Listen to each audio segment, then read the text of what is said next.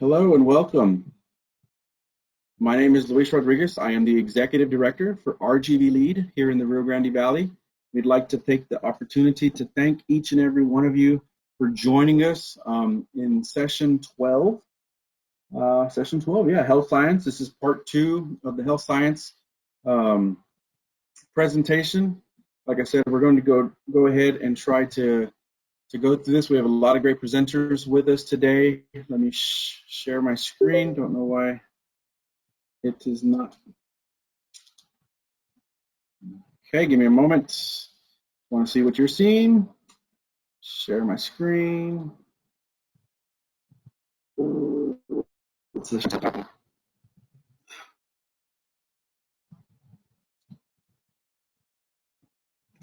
All right. So this is the 19th Annual Career and Education Expo. We definitely appreciate you joining us. The time frame for this is 1 to 1:50. It might go over just a little bit, so bear with us. We want to make sure we get you all the information that we possibly can. Like I said, my name is Luis Rodriguez, Executive Director for RGV Lead, and we'd like to thank our partner agency, Workforce Solutions Cameron.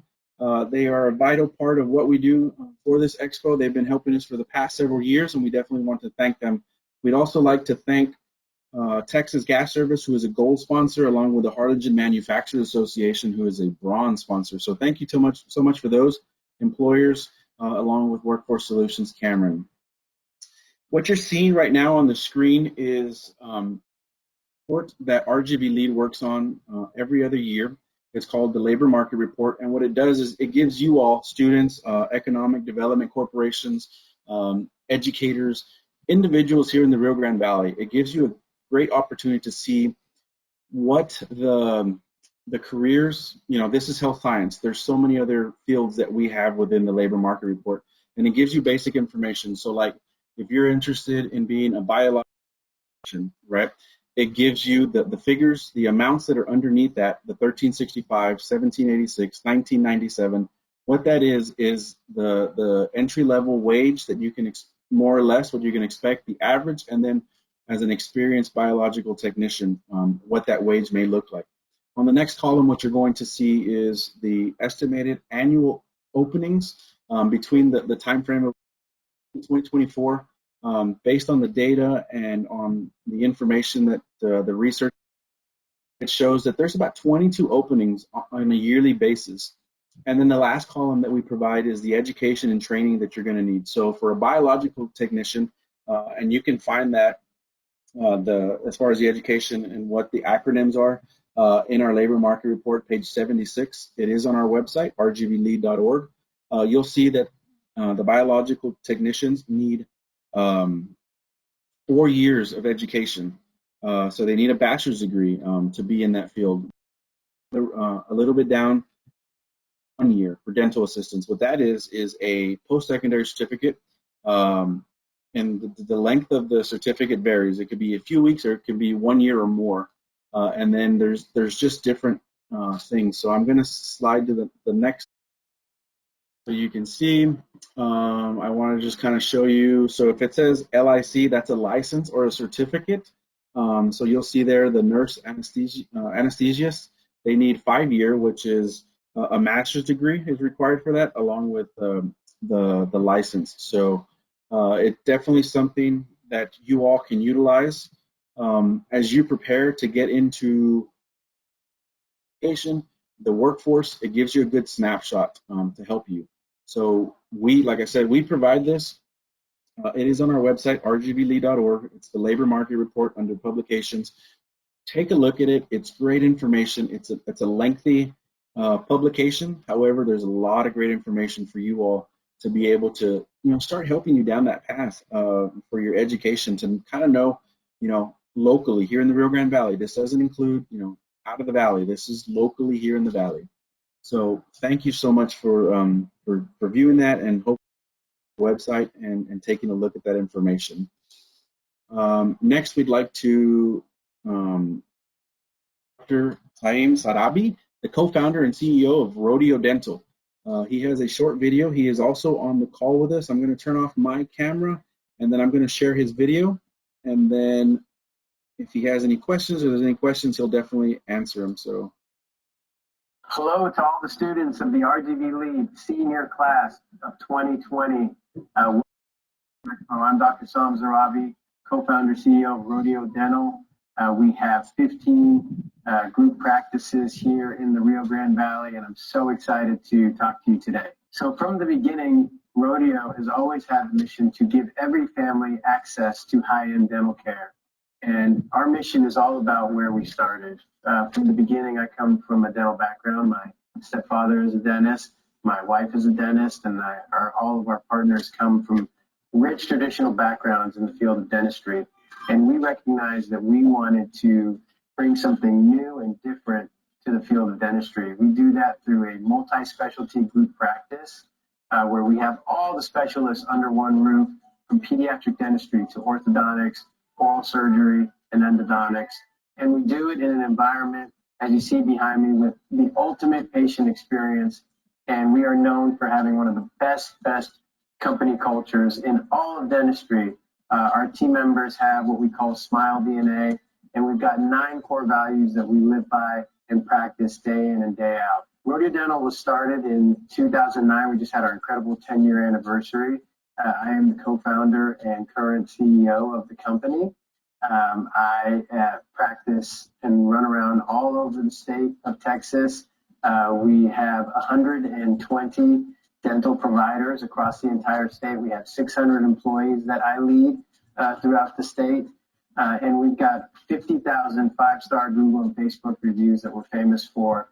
And so my job is to lead our incredible team members, create a fantastic company culture, and continue to innovate and be the best leader I can be for all of dentistry. Across the board, as you think about dentistry, we've got stories throughout the company where we've had dental assistants that have ended up going to dental school. In fact, as recently as last year, we had 2 dental assistants here in the Valley that are now in dental school and who graduate in 3 or 4 years and come out as incredible dentists and come back and work with the company, and we look forward to having that. So there's no limit to what you can do here in the company. We support incredible career growth. I would love to support one of you. You guys are our future leaders in joining the company and taking over my role one day to help lead. Here are the 3 things that are really, really important. Number 1, find a mentor. Find somebody in the field that you're interested in and study, go in and shadow, work with them, ask if you can work with them. I had a great mentor. In fact, I had many great mentors in my life that gave me support and advice and different things as I was working through college. I didn't always succeed. There was many times, in fact, I really struggled. And so a mentor was there to give me the right direction and help me lead. And number 2, surround yourself with a great group, what I call a mastermind group. Find a group of students that are like-minded, that are looking to maybe find the same goals. Maybe they're interested in going to med school or dental school. And so get a group of 6 or 8, study together, learn together, collaborate together, make each other better. I have a mastermind group today that I work with that I have 8 different dentists from around the country. These are the best and the best and the best in the country. And we study, we learn, we support each other. And so having a great mastermind group and support group is really important. Number 3, study, get in there. If you're interested in something, don't be afraid to ask and get in there and study. Like I said, shadow. If you don't like it, that's okay. Then you try something else and you'll find that passion within you. This is the time in your life to really get out there and study and really think big and find out what's out there that sparks you in your life. Congratulations to the seniors of 2021 and completing the RGV Lead Career Expo of 2020. I know this has been an incredibly difficult year and what we've endured in so many ways. And you know what? You all are our future leaders. We are depending on you to lead us into this next generation. And so my challenge to all of you is to think big, get out there and really challenge yourselves, fail fast, fail hard, but also learn from every single failure as an opportunity. That's what helped me.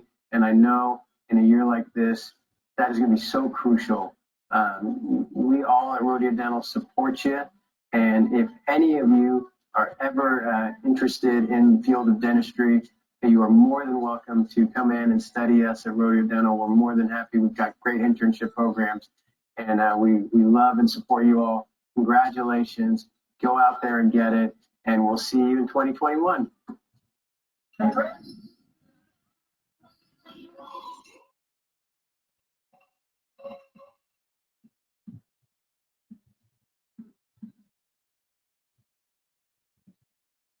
Thank you so much to Dr. Zahavi for that. Definitely a great presentation, great message. It seems that we do have a question. Okay, that's from one of our panelists, Ms. Duran. She says that CHCP offers the dental assistant program. Let us help you with your staffing needs. So that is to Mr. Zahavi. Dr. Zahavi, what is, I know you left a lot of messages. What was one of the courses that you took that, I don't know, really, made you appreciate what you're doing? Or I think you're with us. Let me check the panelists. There you are. Hey, good afternoon, everyone. Thank you, Luis. Thank you for all the great work. It's an honor to be here, and congratulations again to all the wonderful seniors. I would say, for me, a course in university or outside of? I would maybe say in high school that kind of made you go down that path. Got it. Actually, it's kind of what I talked about in the video. What I did was, obviously studying in school is excellent. You get your good grades. But having the opportunity through my dad and his dental practice, I wanted to study other dentists, not just within his practice, because even though I'd grown up around it and I'd known that, I think getting some experience outside of, so finding a mentor like I talked about, that initially started through just asking one of his friends and colleagues, hey, can I come shadow you in your practice? And so some of the best education that I got was in the real world by real life experiences, and I did that through mentors. Nice. Well, we definitely appreciate you taking the time. If there's any questions for Dr. Zahavi, we definitely appreciate it. Don't hesitate to reach out in case the session ends and you find yourself tomorrow thinking about dentistry, which I think would be a great thing, right? You'd be excited to know that somebody's thinking tomorrow about dentistry.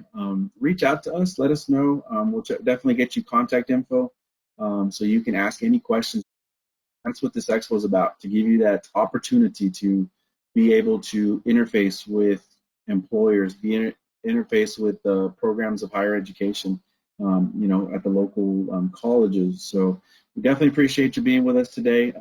We have a lot of great presenters, so we're going to go ahead and jump on to the next presenter. So thank you so much. Thank you, Luis. And like I said, I told Elisa, we will welcome any of the students. Just let us know, connect with us. And there's so many great dentists in the Valley, and we're here to support. So thank you. Have a great day. Thank you. You too. Bye. All right. Next. Hello. Next, we have a live presentation. I'm going to turn my camera off. But before I do that, I just want to say if my daughter's still on. How you doing, Jude? I miss you. I'll see you soon. I'll turn my camera off. For Mr. Vasquez, let me make him presenter real quick. All right, Mr. Vasquez, the floor is yours. Good afternoon, class of 2021. Thank you so much for allowing me to present today. My name is Alberto Vasquez. I am the interim program director at Texas Southmost College in the Respiratory Care Science program. I am a product of this institution. I graduated approximately 27 years ago from this exact program. I'm very proud to be here and teaching now in this program. I've been the respiratory therapist. I've been the manager, supervisor, director at Valley Baptist Medical Center, Brownsville, business owner, and now I am here teaching our future respiratory therapists. And again, thank you to Mr. Rodriguez for allowing me to present this afternoon. Again, this is the Division of Health Professions Respiratory Care Science program. If you can follow along with me in the PowerPoint, I will guide you through what the requirements are to get into the program, the field of study, and the outlook as far as our future in respiratory care.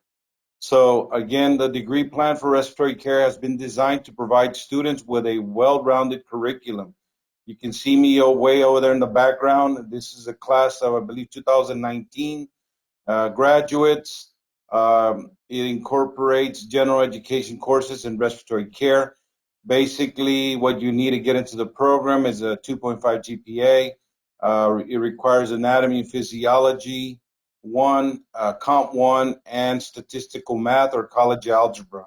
So those are the prerequisites to get into the program. What is respiratory care science? You can see my students there trying to insert a tube into the airway of a patient, or the mannequin in this case. So respiratory care science is a career that focuses on assessing, evaluating, treating, and educating patients with diseases pertaining to the heart and lungs. So we're cardiopulmonary therapists. Respiratory therapists treat patients with healthcare issues impacting the cardiopulmonary system, such as asthma, emphysema, pneumonia, cardiovascular diseases, traumas, and other diagnoses. In the hospital settings, respiratory therapists offer life support in the emergency room, intensive care units, pulmonary diagnostic laboratories, in this case, doctor's offices, and other areas.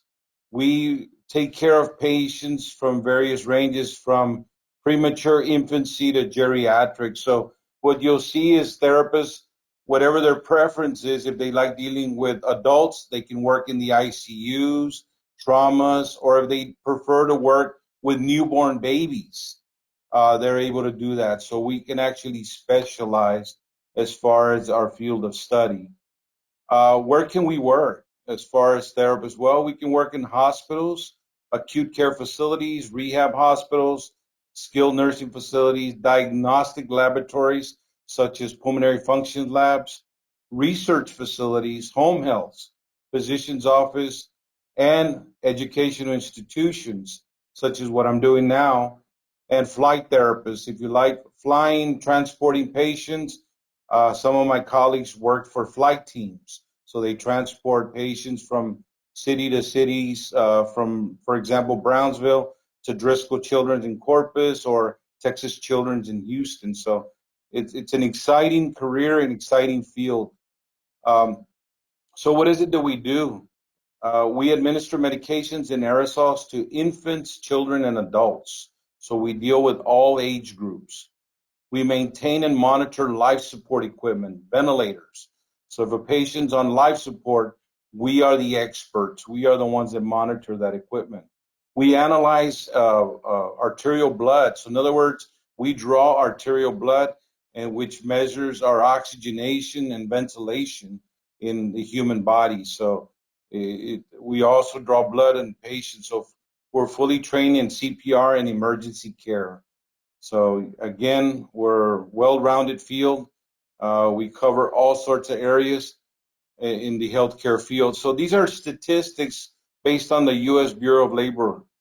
And again, with the coronavirus and everything we're seeing right now, unfortunately, we're in the spotlight as far as healthcare. More and more institutions are recognizing our field, and the outlook looks absolutely wonderful. Within the next 5 years, I predict that these numbers are going to change dramatically. So these are just current statistics as of 2019, 61,000 per year, anywhere from $29, $30 an hour, depending on where you're working, geographical area, and so forth. So the outlook is looking absolutely wonderful. Unfortunately, it's due to the coronavirus. But as far as our job and security and so forth, it's looking very, very good for us. Admissions into the respiratory care science program at Texas Southmost College, you must submit a completed application for admissions to the program. Submit your official transcripts. Write a one-page letter or letter of intent indicating why you have chosen respiratory care profession. Provide letters of recommendations from instructors, friends, people you've worked with. Complete a drug screen and background check through our Castle branch, which is a software that we use to track all of our drug screens and our background checks and so forth. Deadlines and prerequisites. Applications will be accepted from September 1st to the last work day of May, which is May 31st. Students are ranked based on prerequisites, course grades, college GPA, previous degrees, and application letter. Students accepted into the program will be informed of their acceptance status by letter to the address indicated on the application. And over here on the side of the screen are the prerequisites that I mentioned earlier, which is Biology Anatomy 1, English 1301, which is your composition, and Math 1342, which is statistical math or college algebra, either one of those. Once accepted and enrolled, attend the mandatory orientation of the program. Expect to spend approximately 30 hours per week in classroom, lecture, and lab, and of course, clinical courses. Students will learn from modern state-of-the-art equipment on campus laboratories and practice their skills in several hospitals. So we normally send students to 8 to 10 facilities here in the area. They range from long-term care facilities to acute care facilities such as Valley Baptist, Harlingen Medical Center, and so forth. So you'll be able to experience what you do in class. In the labs, you'll be able to practice and put it into practice in the clinical setting. Graduates of the program. Upon completion of the program, graduates will receive an Associates of Applied Science degree from Southmost College and a certificate of completion from the program. Graduates are eligible to take the CRT exam, which is the Certified Respiratory Therapist examination, and the Registered Respiratory Therapy examination, and several specialty examinations if you wish. So if you wish to specialize in neonatal, you can take the board for neonatal pediatric respiratory therapist, or if you want to be a pulmonary functions technologist, there's all sorts of specialties that you'll be able to sit for, get the credential, and apply it out in the healthcare field. These are our professional entities that we deal with. The National Board for Respiratory Care. This is our board. This is the people we answer to. These are the people that provide us the exam, that provide us the credentials. Right next to it is the Texas Medical Board. Once we graduate, we take our boards, we pass our boards, then we apply for licensure with the Texas Medical Board. We have professional entities that we relate to. In this case, we have the American Association for Respiratory Care. These individuals set the guidelines as far as how we practice the field that we do. And we also have the Texas Society for Respiratory Care. A lot of us seek this organization for continuing education units for our licensure. We are required 12 continuing education units per year.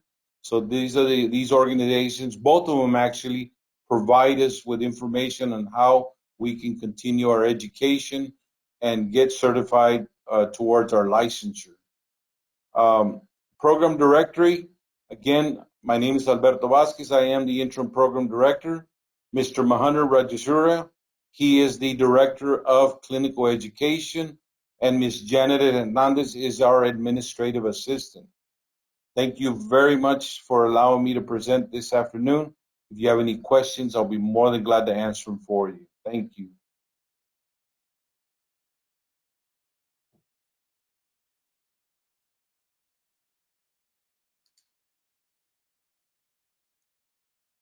I hope, Mr. Rodriguez, I think your mic is off.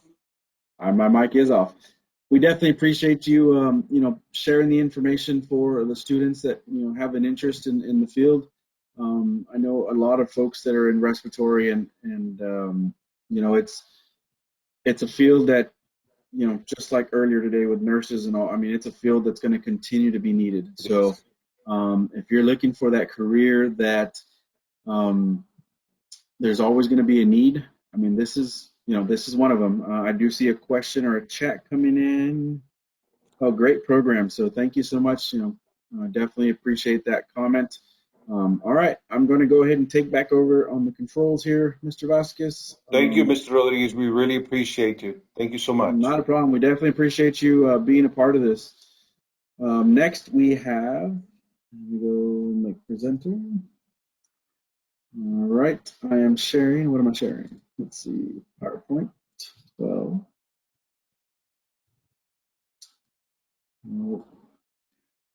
Audience view, start the presentation. All right, next we have with us, let me just turn this off. Sorry. We have Guadalupe Alaniz from Texas Southmost College. He's going to do a presentation on medical office management. So, Mr. Alaniz, let me find you again. I thought I saw you here. I'm here. There you are. Okay, make presenter. There we go. Now we should be able to see your screen. I'm going to turn off my camera and I'm going to mute. Okay.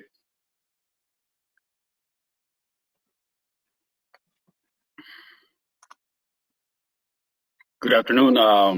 Let's start sharing my screen. Good afternoon. My name is Guadalupe Alaniz. I'm the program coordinator for the Medical Office Management Program for Associates of Applied Science. And I'm going to present to give you a little bit of information about the program, about the courses and how long our program is, some of the courses you'll be taking throughout the course.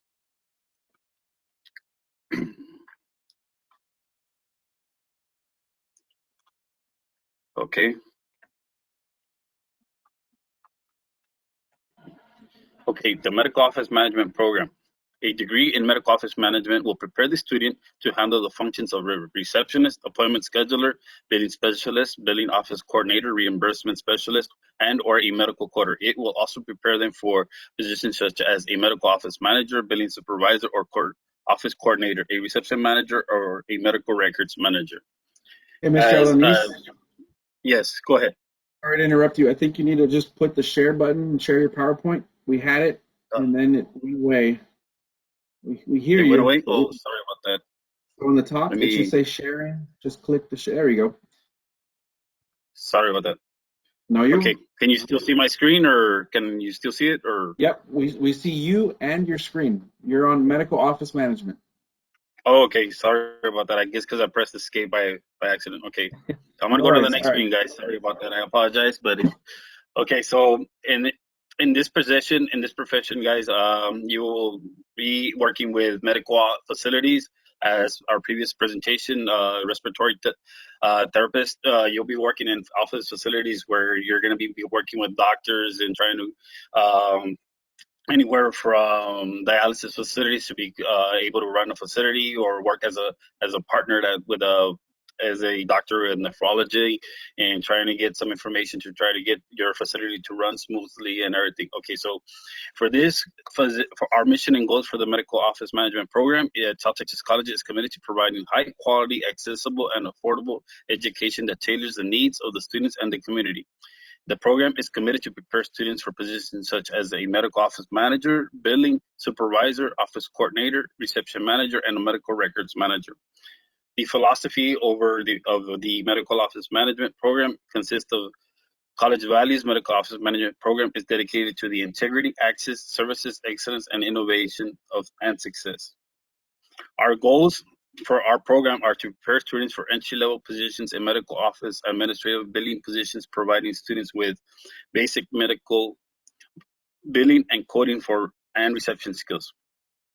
Provide instruction for preparing medical coding certification and instruction in electronic medical record software. Enhance, update, and expand skills those already working with the medical administrative field, and provide assistance in placing students in cooperative education in the working environment, which offers an opportunity to apply these skills learned in our program. The requirements for our program to be accepted, get admitted into our program, the students are accepted into the medical office management program after meeting the minimum criteria. To qualify for the admissions, the applicant must complete the following. complete an application to South Texas College. Texas Southmost College, excuse me. Submit an application for admissions by the required deadline. Submit a transcript from any colleges attended high school or transcripts. Be TSI ready and enroll in the AS Associates of Applied Science of Medical Office Management program and attempt the TSI, but not necessary to pass for a certificate in medical coding and billing. Okay. The co-op course. This course is very important because this is our internship course. It's a cooperative education is a component of the medical office management program. The co-op course, the co-op offers the student the opportunity to learn college credit for achievement of learning activities, which is accomplished through skills learned in the classroom and applied in the workplace. This class is taken at the last semester of the program. The co-op is a team effort involving the supervisor, the student, and the faculty. Some supervisors do background checks. Like mentioned, this is an excellent course. This is the end of the last course that you will be taking, and this course will allow you to implement incorporate what you have learned from the classroom into your place of your internship. Right now, I do have some students that are actually trying to work with selecting right now, especially with this COVID situation right now. Some of the students are having to communicate with others and myself. We're trying to communicate where the students can be allowed to do their internship site, or where, because of course with this within our current situation is very difficult. But some of the students are very excited because they're getting, when can you start? Can you start now? So this is a very excellent course where you can incorporate what you've learned into your selected internship place site. Okay, let me go into your next one. The program study. The program offers Associates of Applied Science, which is composed of 4 semesters, 2 years.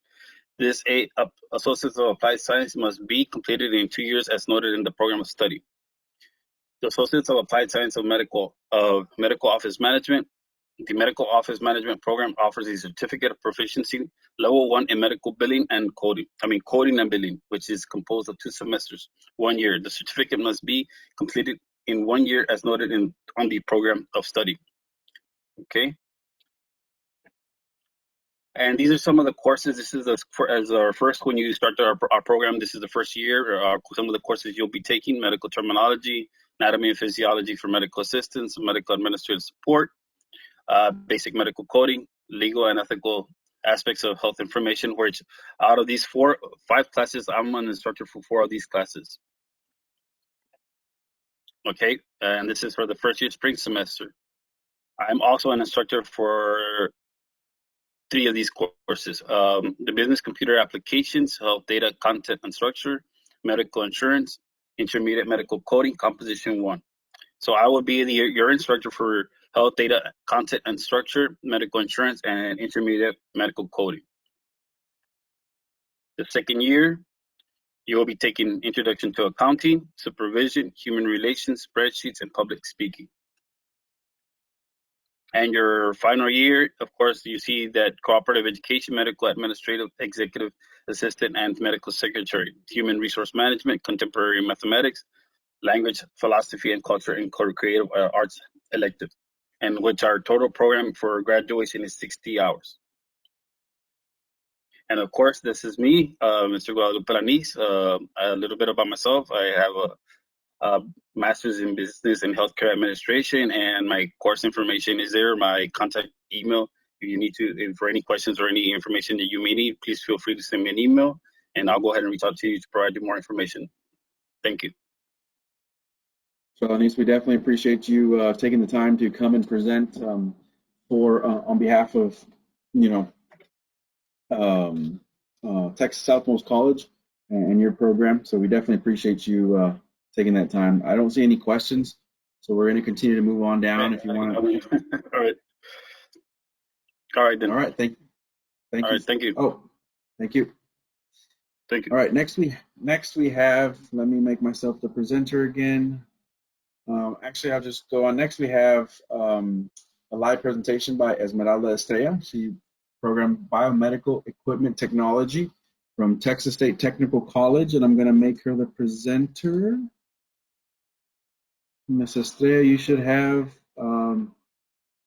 the opportunity to share your screen along with it. There you go. All right, I'm going to turn myself off and mute myself, okay? The floor is yours. Can you see my screen? Yes, we can. Okay. We see your PowerPoint. You just got to start it from the bottom Yes. or begin slideshow.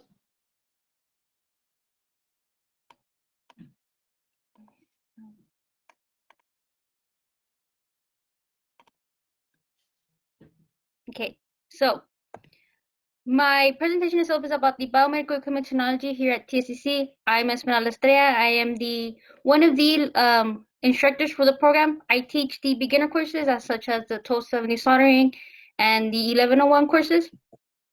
Right here I have a short video. I see if it plays. It's just going to show you what the biomedical does every day in the hospitals. Keeping medical equipment accurate and in good working order is essential to conduct medical test and operate life support systems, which makes the work of medical equipment repairers very important. Medical equipment repairers, also known as biomedical equipment technicians, install and repair equipment used in hospitals and medical offices. From patient monitors and defibrillators to X-ray machines and electric wheelchairs, repairers perform routine maintenance on sophisticated equipment, and when a machine malfunctions, they diagnose the problem, then adjust components with hand tools or modify the software in order to fix the issue. Some specialize in just a few specific machines, while others work on a variety of equipment. Repairers must be comfortable working around patients and may be exposed to health risks in medical facilities. The work can be time-sensitive and stressful as well as physically demanding. Repairs often involve lifting and carrying heavy objects or working in tight spaces. Most repairers work full-time and may be on call evenings and weekends for urgent repairs. Those who work as contractors often travel to perform needed repairs. Most positions require an associate's degree in biomedical equipment technology or engineering. For less complicated equipment, such as hospital beds or wheelchairs, repairers may learn entirely through on-the-job training, while repair work for equipment such as CAT scanners or defibrillators may require a bachelor's degree.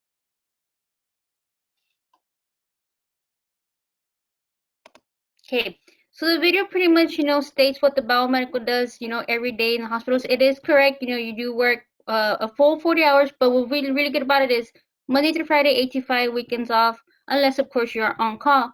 But for every time you are on call, you get at least a $200 incentive for every time you carry just your pager or you carry the cell phone, meaning sometimes you might not even get a call, but just because you have that cell phone or pager on you, you get that extra $200.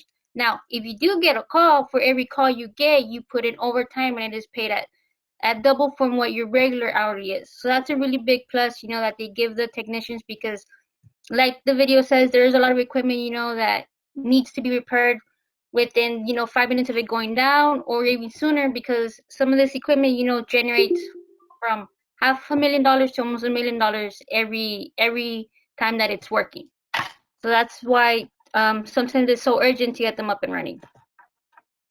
How long does it take? As the video was saying, you do need an associate's degree, which is usually 2 years. For us, it's 5 semesters of the program itself. 4 semesters you do take, on in-campus courses, which is, like Biome 11 1270, which is medical software. You take X-ray classes. You take a class, on how to solder the boards that the video shows.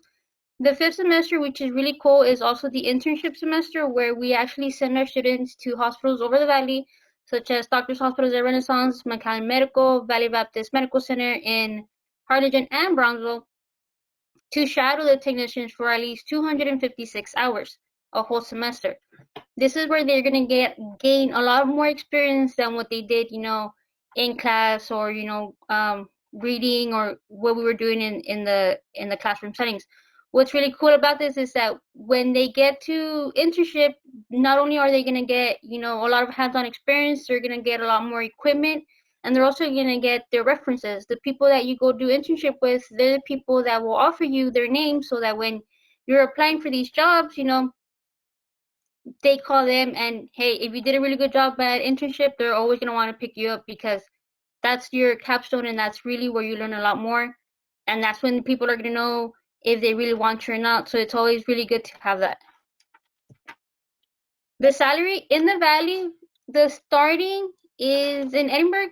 They do start off at 17 an hour, but some of the hospitals, you know, such as MacMed or BBMC, actually will start the technicians at per se 2021, depending.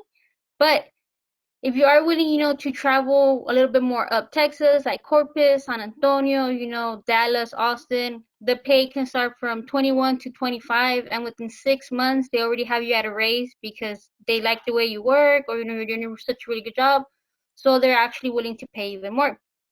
We do have a big slogan here in TCC. It's placing more Texans in Texas. So we do try to get all of our technicians jobs in Texas, which is almost 95% of the time we can complete it. We can get it done.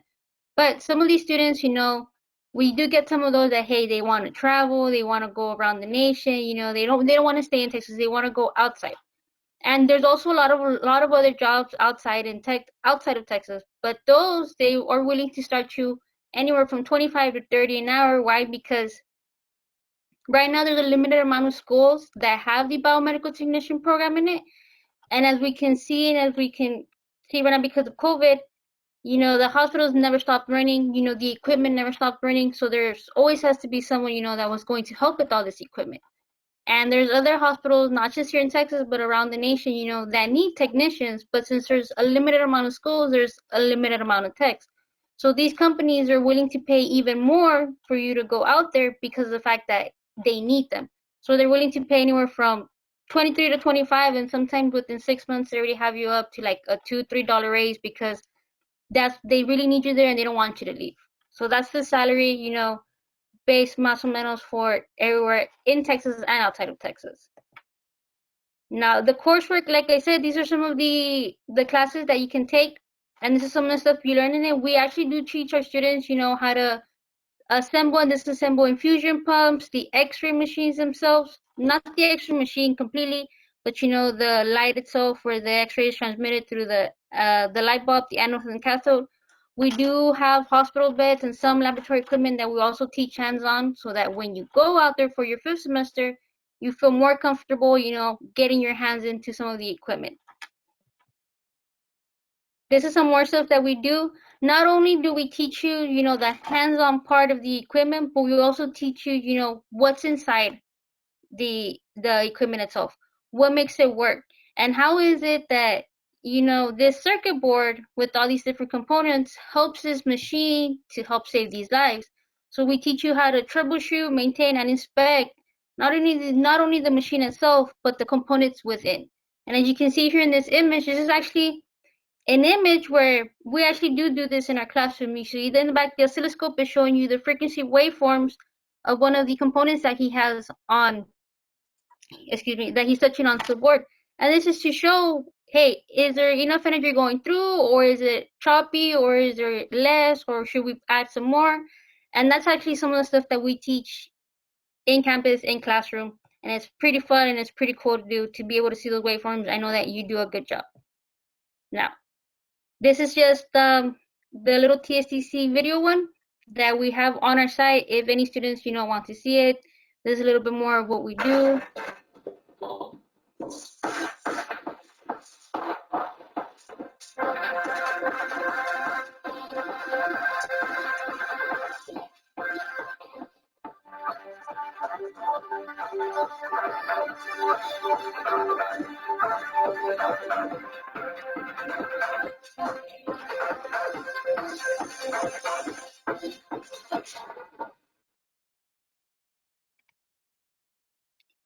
And so that is the biomedical equipment technology here at TCC. Like I said, we are a very technical program. You know, right now because of COVID, we had to take back a bit, you know, of the hands-on, but we still try to get the students as much hands-on as we can get them, because we know a lot of people learn hands-on, you know, than reading and writing. So we still try to incorporate that into our classrooms because that's still what they can do at the end. We definitely appreciate the information. Very thorough presentation.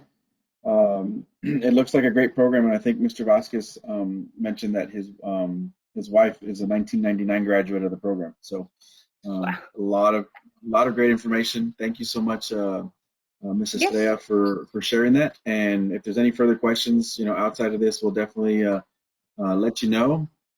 Okay. Yes.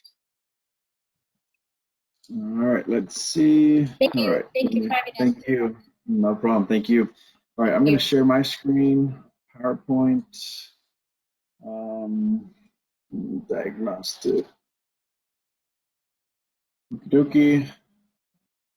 Should be able to see my screen. Let me see what you're seeing. Okay. Let me start the screen. Start the presentation. Change the settings. I'm going to give access to Dr. Villanueva. All right, Dr. Villanueva, I know you're with us, so give keyboard and mouse. You should have it there.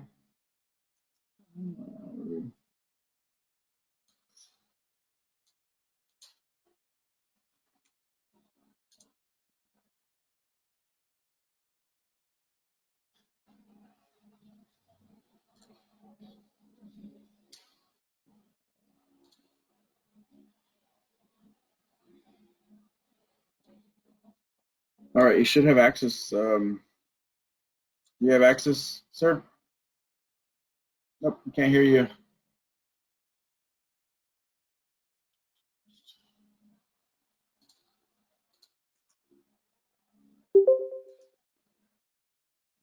Hello, Mr. Rodriguez. Can you hear me now? There we go. All right. You should have access to control the screen. Okay. Sounds good. You might turn off that other computer you have, the volume at least. Okay. Can you hear me better? Gotcha. All right. The Okay. floor is yours. Thank you. Hello, everybody. My name is Dr. Ariel Villanueva, and I'm proud to say that I serve as the program director of the Diagnostic Medical Sonography program here at TSC. And I have here with me Mrs. Adriana Dallas, who is also our clinical coordinator. Good afternoon. Okay, so I guess the first question would be, why would you want to come into the Diagnostic Medical Sonography program here at TSC? I guess the answer would be that we are the only accredited program in the Rio Grande Valley that has received 10-year continuing accreditation, and that is based on our excellent outcomes. According to the Bureau of Labor and Statistics, sonography is approximately going to grow about 40% in the next 8 years. So what does it mean that you can come to our program and graduate from our program, from an accredited program? What it means is that instead of having to wait a whole year after you graduate, after 18 months, you can actually go and take the boards immediately once you graduate.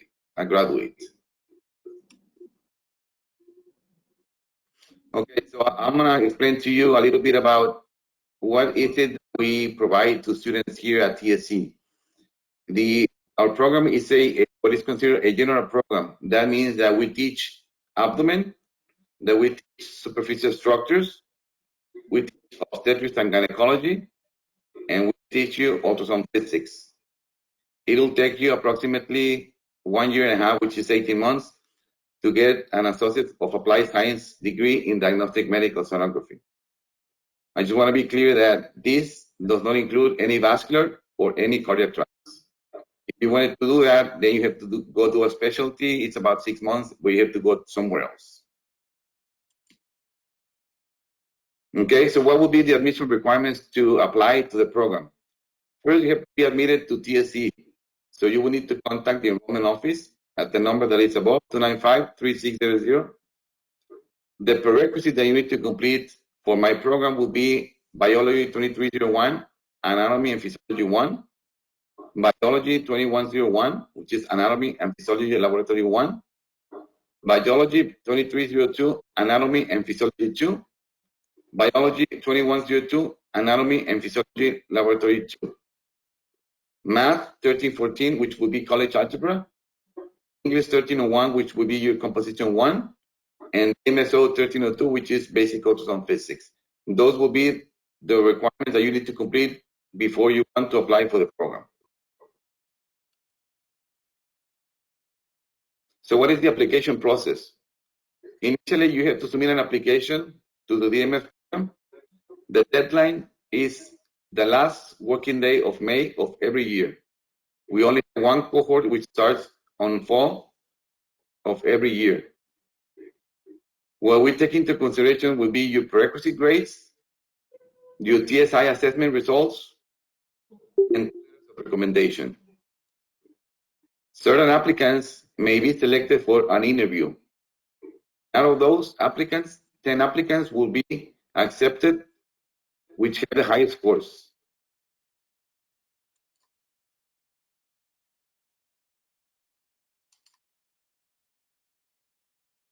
Okay, so what is sonography, also known as ultrasound? Basically, it's a diagnostic imaging tool that is used to visualize the internal organs of patients. Sonographers use high-frequency sound waves to produce images of the human body.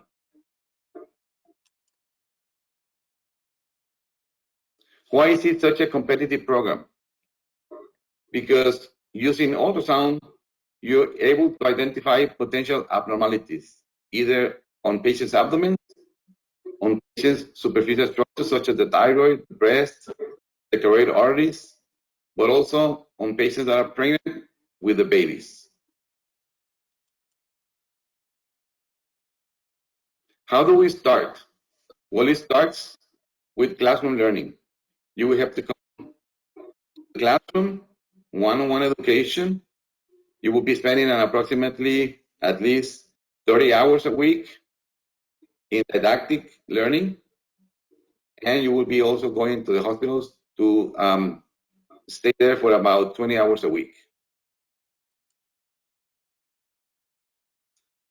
The way the students start, we get hands-on in the lab. We teach you how to start screening patients. You learn the protocols. You learn with actual motor patients. You can practice with your own classmates, or you can use phantoms that we have to practice the different type of exams we offer. Once you're ready with your scanning skills, it usually takes about a semester to start getting ready. Then you will be able to go to clinical rotations. In there, you will spend about 20 hours at least doing clinical rotations, and you will spend time sometimes with graduates or sometimes with your classmates. And you will be doing hands-on with real patients.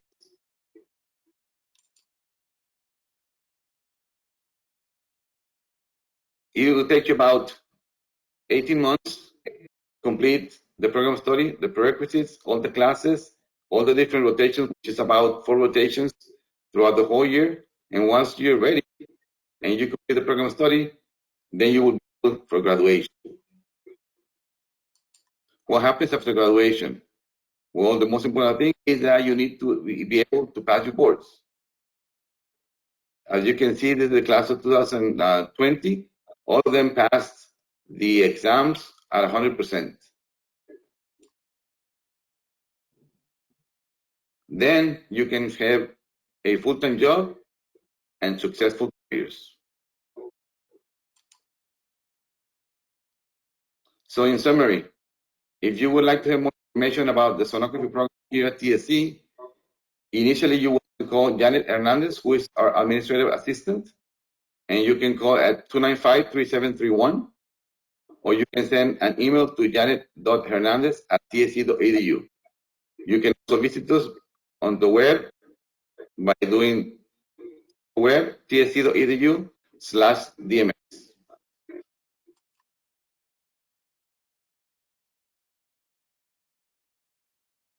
Thank you and stay safe. Do you have any questions for me?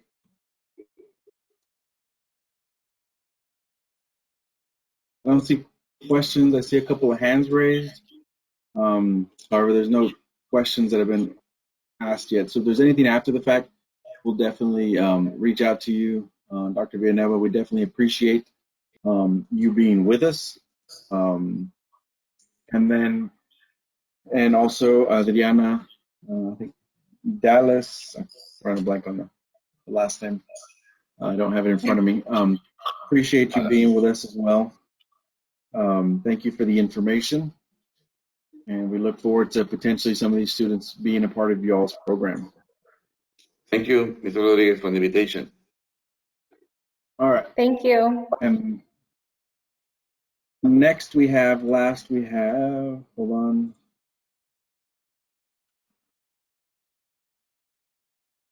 We're going to send you this video. It is after 1:50. We want to be mindful of that. We do have another presenter, Ms. Duran, and she wanted to share a video, which is 4 minutes long. Ms. Duran, I'm going to see if we can send that video to everybody that's present with us and then give you the opportunity to come on camera and then share some information. I know that that's probably not the best, but we want to make sure that these students have to get back to class or they have other obligations they got to get to. So if you want to turn on your camera, I know you were on there just a bit ago.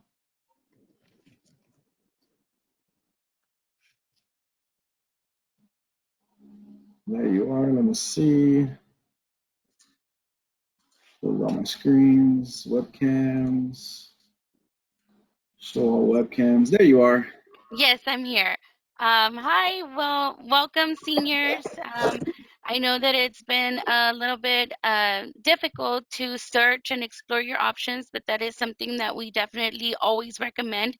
So I'm glad that you have joined us in this, and that Mr. Rodriguez is facilitating all this information for you all so that you guys can make a good decision for your future. Here at the College of Healthcare Professions, we're located right in the corner of Nolana and Bicentennial. We do offer several medical programs in which you'll be able to see through the video. And we're here to assist you. We do like to meet with our students. We have 6 advisors here to meet with you one-on-one to explore your options, to share your goals, and help you plan for those goals and create a good career pathway. Our phone number is 956-800-1500, and that's the main campus number. You can get connected with an admissions advisor just by calling there. And of course, you can visit our website at www.chcp.edu. We definitely appreciate that, Mr. Dunn. Like I said, we tried to squeeze you in right at the end. However, the presentations have been good. I'm going to share, our team, RGV Lead, is going to share your YouTube video with all the presenters on a follow-up email, so they can view that along with some other information. Just so you know, in the chat you all should have received, there was a Facebook page from the sonography program from Dr. Villanueva. Thank you for that. All right, Mr. Dunn, I'm going to go ahead and share my screen for the last of the PowerPoint for the students. Give me a moment. So if you want to turn off your cameras, we'd appreciate it. There we go, PowerPoint. Okay. Let me see what you're seeing. Audience view. Yes, let me take off that setting. I don't like that setting. All right, well, we thank you all for joining us today. We want to thank our Expo committee. This is session 12. Drawing a blank. Session 12. So we still have 4 more sessions tomorrow. We want to thank the committee. We also want to give you all as students an opportunity to hopefully get a technology prize. You'll see what we have there. Excuse me, you'll see the QR code. Pull out your phone, open the camera, point it right at the QR code. It'll take you to a link, a survey, complete the entire survey, and you'll be in the raffle opportunity for the prizes that are shown. The Facebook live drawing on our RGV Lead Facebook will be on November the 10th. And next week, we're going to be posting all these videos. So if you want to follow up on other videos that you may not have been able to sit in on because of school, we understand that. They'll be on our YouTube page, YouTube channel, excuse me. So you can view them and then be able to complete the QR code and the survey. So we definitely appreciate each and every one of you being with us during this time. We want to make sure this ends today. Our webinars tomorrow, we have another great lineup of webinars for Thursday. So just so you all know, we have Architecture and Construction Part 1, and then Architecture and Construction Part 2. And then we have Manufacturing and Engineering at 11. And at 1 o'clock in the afternoon, the last session is Energy. So make sure you join us. And then last but not least, on Friday, we have our Soft Skills and Employability. So customer service, using social media, dressing for success, and technology while at work. We want to make sure we round out the whole Career and Education Expo for you. So thank you all so much. This ends our webinar. Thank you to the panelists for taking the time to be with us. Y'all have a great day.